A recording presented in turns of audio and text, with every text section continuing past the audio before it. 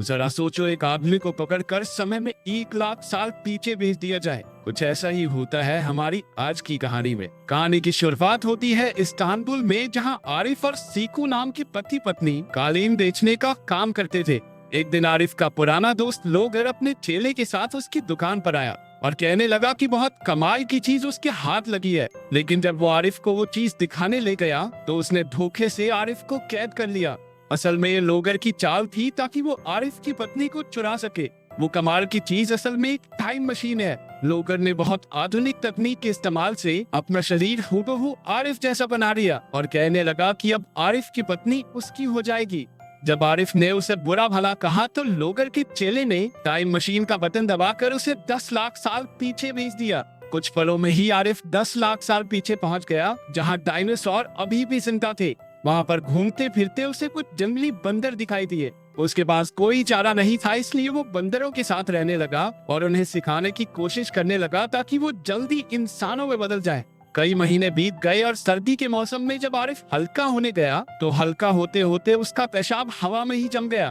वहाँ इतनी ठंड थी जितनी आज के समय शायद एंटार्क्टिका में ही होती हो।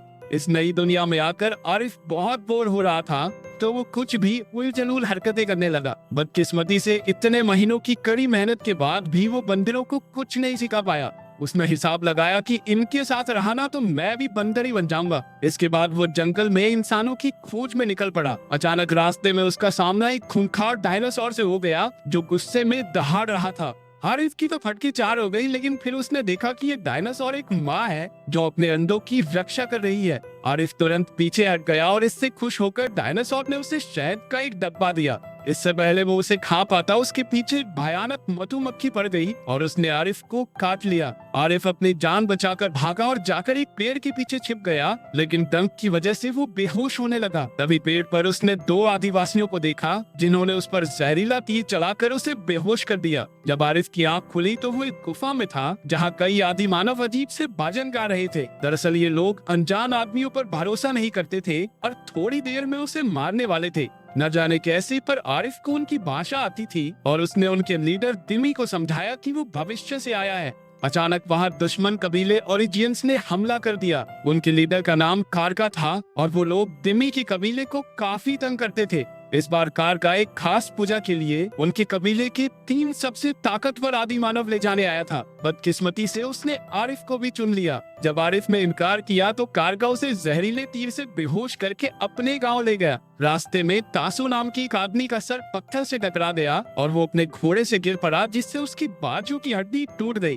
कारका तो उसे वहीं दफन करने लग गया जैसे कि वो मर गया हो। तब तक आरिफ जाग गया और उसने फटाफट जाकर उन्हें समझाया, अबे सालो ये मरा नहीं है। फिर उसने जैसे तैसे जुगाड़ करके तासो की हड्डी पर प्लास्टर बांध दिया। तासो ने उसकी जान बचाने के लिए उसका शुक्रिया अदा किया। जब वो गांव पहुंचे तो पता चला कि कबीले का असली सरदार तो कालिया है, जो असल में तासो का बाप है। कारगा ने तासो से एक मुखौटे के बारे में पूछा जो उसे तासो के कमरे से मिला था। तासो ने बताया कि उसने लकड़ी से मुखौटा बनाया है, लेकिन कालिया ने गुस्से में कहा कि वो अपने बेटे को एक योद्धा बनाना चाहता है, ना कि कलाकार। फिर कालिया ने अपने बचपन की कहानी सुनाई कि उसके बाप कुमो की मौत कैसे हुई थी। एक दिन आसमान से एक उड़न तश्तरी उतरी जिसमें 2 अजीबोगरीब इंसान थे। उन्होंने कुमो को तोहफे में एक बॉल दी। जैसे ही वो वापस जाने लगी, कुमो खुशी से उनके पीछे दौड़ा और स्पेसशिप के इंजन की आग से मारा गया।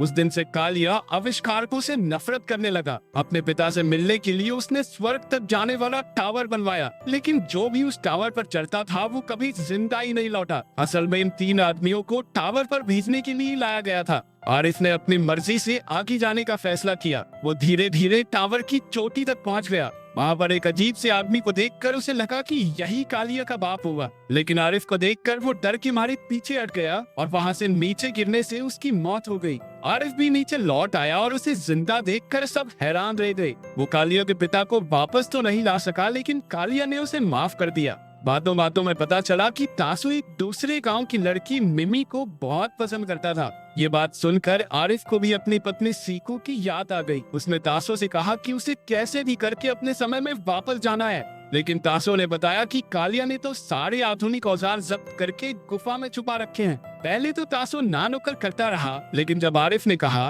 बेटा देव तेरी और मिम्मी की ना सेटिंग करवा दूंगा मैं लेकिन मदद करनी पड़ेगी मेरी भी। उसकी ये बात सुनकर तासो तुरंत मान गया। लड़की का चक्कर देख रहे हो, बाप से गद्दारी कर रहा लौंडा। फिर रात को तासो और आरिफ गुफा में औजार चुराने पहुंचे, लेकिन अफसोस दोनों पकड़े गए और गुस्से में कालिया ने अपने ही बेटे को कहा जा आज से तू मेरा बेटा नहीं है, दूर हो जा मेरी नजरों से। इसके बाद तासो और आरिफ गांव छोड़कर निकल गए। मिम्मी को तासो पसंद नहीं था, लेकिन आरिफ ने तासो का बनाया टैटू दिखाकर उसका दिल जीत लिया। फिर वो सब दिम्मी के गांव पहुंचे और आरिफ ने एक नई सभ्यता शुरू करने का ऐलान किया। उसने दिम्मी की मदद से कालिया की गुफा में छुपे औजारों को चुराने का प्लान बनाया। दिम्मी और उसके आदमी इनसे पहले ही चिढ़ते थे तो तुरंत मान गए। अगली रात आरिफ और तासो फिर से कालिया की गुफा में घुसे और गांव वालों की मदद से सारे औजार गांव में ले आए। बिना समय गवाए आरिफ ने वो सारे आविष्कार किए जिससे इंसानी जाति आगे बढ़ी। आरिफ की वजह से वो हजारों साल आगे बढ़ चुके थे और जिंदगी बेहद आसान हो गई थी। औरतें अब आसानी से घर पर खाना पका सकती थी और बच्चे स्कूल जा सकते थे। आरिफ को मंत्री बना दिया गया, लेकिन वो खुश नहीं था क्योंकि गांव वालों की सोच अभी भी आगे नहीं बढ़ी थी। उधर जब कालिया को पता चला कि गुफा को आरिफ और तासो ने लूटा है, तो उसने गुस्से में कारगा को उन्हें मारने के लिए भेजा। लेकिन जब कारगा गांव पहुंचा तो इतने आविष्कार देखकर दंग रह गया। वो चोरी का सामान वापस मांगने लगा, लेकिन आरिफ ने सबके सामने उसकी बेइज्जती कर दी। इससे कारगा को गुस्सा आ गया और उसने फौज लाकर उन पर हमला करने का ऐलान किया। एक दिन आरिफ मिम्मी, तासो और बाकी गांव वालों को पास के जंगल में घुमाने ले गया, लेकिन जब वो सब वापस लौटे तो गांव की हालत देखकर वहीं जम गए। कालिया के आदमी पूरे गांव को तबाह करके सारा सामान ले गए थे। इन लड़ाइयों से तंग आकर आरिफ ने कालिया के पास जाकर 6 लोगों के फुटबॉल मैच की चुनौती दे दी। अगर उसकी टीम जीती तो कालिया को सारा सामान वापस लौटाना होगा, और अगर वो हारा तो वो कालिया के पिता को वापस लाने के लिए सबसे लंबा टावर बनाएगा। कालिया एक पल में मान गया। असल में वो लोग काफी समय से कुओं की याद में बॉल से खेलते आ रहे थे,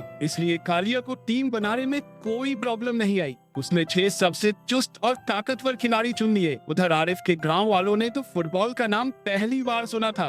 तभी मिमी ने बताया कि गांव में कुहारा नाम का एक आदमी रहता है जो पहले गोलकीपर हुआ करता था। उसने एक ही मैच में 8 गोल मारे थे और फिर उसने खेलना छोड़ दिया। आरिफ ने उसे टीम में लेने की बहुत कोशिश की, लेकिन वो नहीं माना। आखिरकार दिमी गोलकीपर बनने को तैयार हो गया। आरिफ और तासो स्ट्राइकर बन गए और बाकी के खिलाड़ी भी यूं ही चुन लिए गए। इसके बाद उनकी कड़ी ट्रेनिंग शुरू हो गई और सारी औरतों ने मिलकर उनके लिए जर्सी बनाई। कुछ ही दिनों की प्रैक्टिस के बाद आरिफ की टीम बढ़िया तरीके से खेलने लगी। जल्द ही मैच का दिन आ गया। मैच शुरू हुआ और कालिया की टीम शुरुआत से ही हावी होने लगी। उन्होंने आसानी से 4 गोल दाग दिए, जबकि हाफ टाइम से पहले आरिफ की टीम एक गोल भी नहीं कर पाई। हाफ टाइम ब्रेक में आरिफ ने अपनी टीम से कहा कि वो असल में एक एलियन है और दूसरे ग्रह से यहाँ रहने आया है। उसके पास कुछ शक्तियाँ हैं जिससे वो मैच का पासा पलट सकता है। अब उसे अपनी टीम को जिताने के लिए एलियन बनना ही होगा। हालांकि इतनी बड़ी बात सुनने के बाद भी गांव वाले गुस्सा नहीं हुए, बल्कि वो तो उसकी शक्तियां देखने के लिए एक्साइटेड हो रहे थे। जैसे ही दूसरा पड़ाव शुरू हुआ, आरिफ ने अपनी शक्तियों का जादू चलाना शुरू कर दिया। खतरनाक स्टंट दिखाते हुए उसने अपनी टीम के लिए 3 गोल कर दिए। वहीं मैच के दौरान तासो की दूसरे खिलाड़ी से हाथापाई शुरू हो गई, जिसके बाद उसे बाहर होना पड़ा। दिमी के भी एक हाथ में चोट लग गई और अब वो आगे नहीं खेल सकता था। अब एंट्री हुई कुहारा की, जिसने गोलकीपर की जगह संभाली। उसने लोहे की दीवार बनकर हर गोल रोक दिया। अब मैच खत्म होने में कुछ ही पल बाकी थे और आरिफ ने हवा में उड़ते हुए जबरदस्त शॉट मारा और ये गोल! आखिरकार आरिफ की टीम जीत गई और गांव वाले खुशी से नाचने लगे।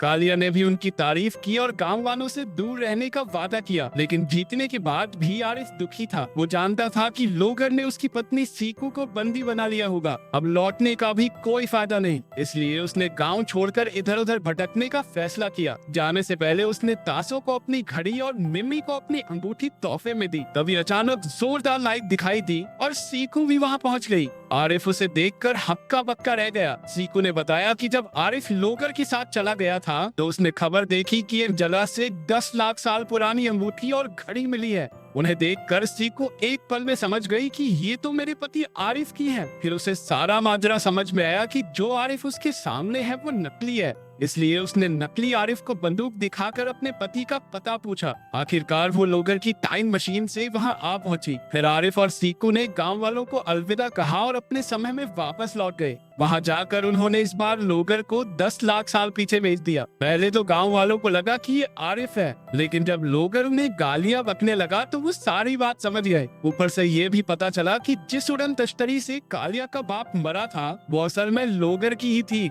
गाँव वालों को गुस्से में अपनी ओर बढ़ता देख लोगर की हालत पतली हो गई। आखिरकार उन्होंने उसे धर दबोचा और यही कहानी खत्म हो गई। तो अगर तुम्हें मौका मिले तो तुम समय में आगे जाना चाहोगी या पीछे? कमेंट्स में जरूर बताना। मिलते हैं अगली वीडियो में।